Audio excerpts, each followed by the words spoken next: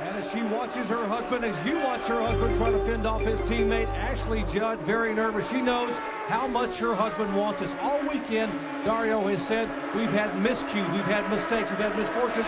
We should have easily won 4 races, maybe 5.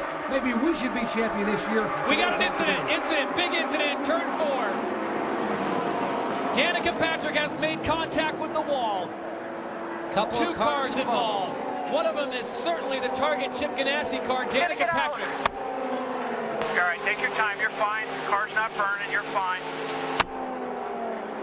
Safety truck's there. Safety truck's right with you. Let those guys help you. See how fast these safety trucks get there, Todd? We talked about that in AJ Ford. Hey, nice job either way.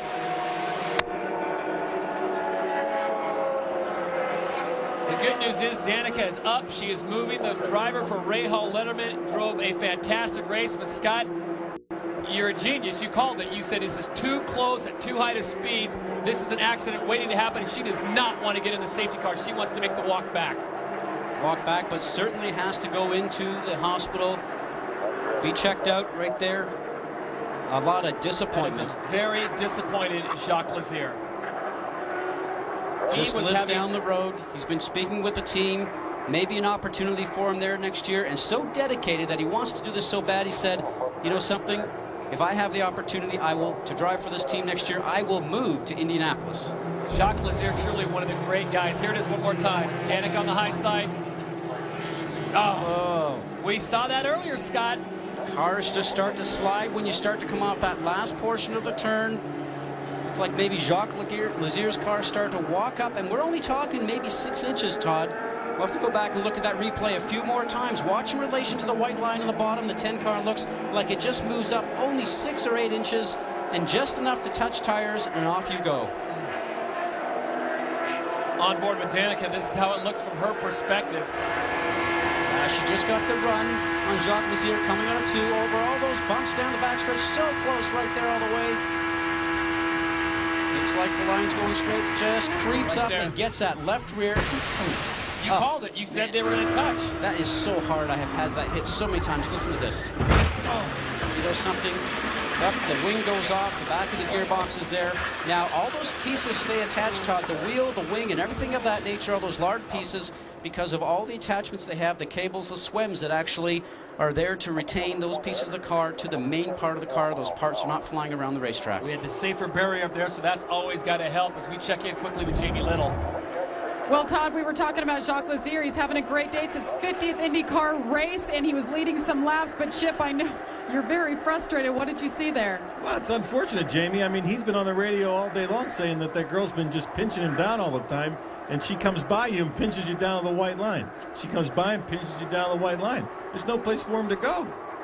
You think that was intentional? You think that was racing? Well, I don't know if it was intentional or not, or if it was just racing. It's damn dangerous is what it is.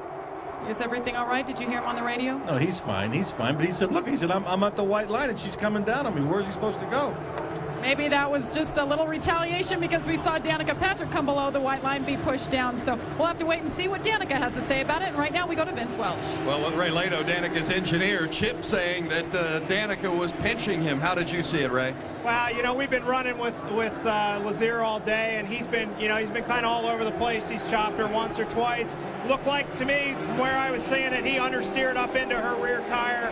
That's what she felt too. So I mean, we'll just have to look at the replay. Tough way to end the season for the Argent Pioneer Honda car. We had a great season, and you know, we obviously wanted to finish in the top 10 today with Danica.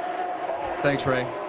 Well, Scott, good year, 2 sides to every story. We've seen almost every angle possible. I'm going to let you have the first shot at this one. Do you assign blame to anyone, or was that just racing? You know, if Chip doesn't wear glasses, he might actually have to go get some, because I got to think that the 10 car actually just starts to work itself up the racetrack just a little bit. And like I said, Todd, we're only talking 6 or 8 inches as we watch here right now. Watch the 10 car in relation to the white line. It's just creeping itself up the track just a little bit. And you know something? That's not a lot. You feel it a little bit in the steering wheel. The steering wheel's getting light, moving itself up. He doesn't want to take his foot off the gas because he actually doesn't want to lose the position.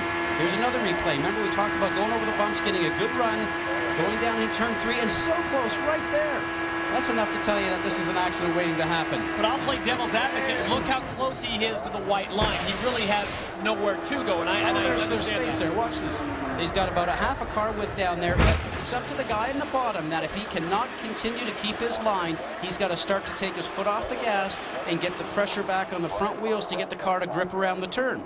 But my point is, right now, the car's creeping up. You can see how it just starts to creep up. But as a driver, you will not take your foot off the gas. Right. And so that's what he doesn't want to do that, but unfortunately the car is creeping, and she's far enough past him that she doesn't know he's starting to walk up the racetrack a little bit. Otherwise, she would have given him some more space.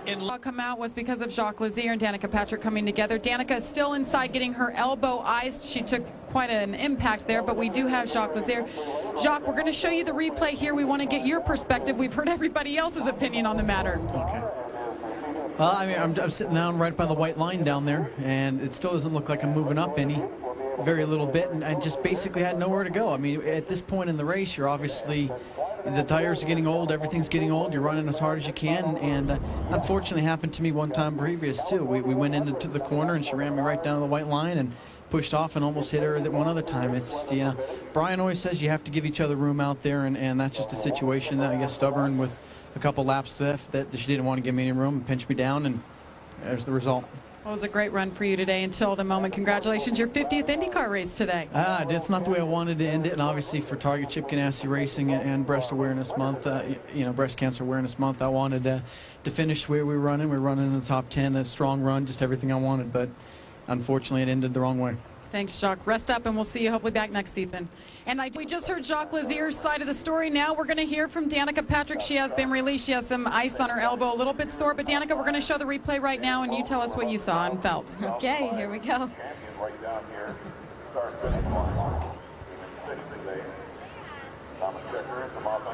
What are you seeing here? What are you thinking in your car right now? Are you holding your line, or? It looks like I'm driving. He's driving. We're all cruising around the corner fine. And we have a barred screen. And we lost our signal. The rain is kind of coming and going out here. What did you see from inside the cockpit? I mean, I saw nothing. All I know is that I was on the radio all day about him. He was all over the track, and I can understand if he's trying to find clean air when someone's right in front of him.